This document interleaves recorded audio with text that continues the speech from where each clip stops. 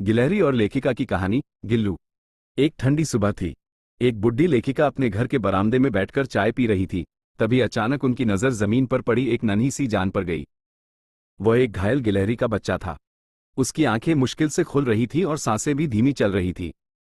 कोई और होता तो शायद उसे नजरअंदाज कर देता, लेकिन लेखिका के भीतर करुणा और संवेदनशीलता लहरों की तरह बहती थी।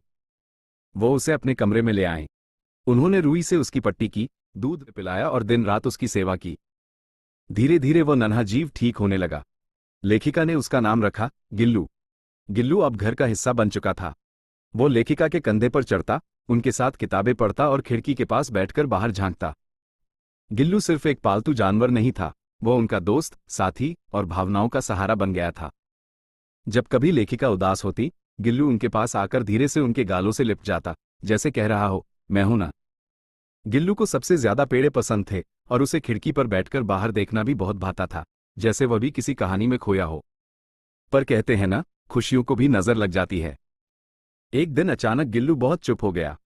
उसने खाना छोड़ दिया, खेलना बंद कर दिया और एक कोने में जाकर बैठ गया। लेखिका ने बहुत कोशिश की, दवाइयां दी, उसकी देखभाल की, पर गिल्लू धीरे धीरे इस दुनिया से विदा लेने लगा। और एक दिन लेखिका की गोद में गिल्लू ने हमेशा के लिए अपनी आंखें मूंद ली। उस दिन लेखिका ने अपने बगीचे के सबसे सुंदर पीपल के नीचे गिल्लू को दफनाया।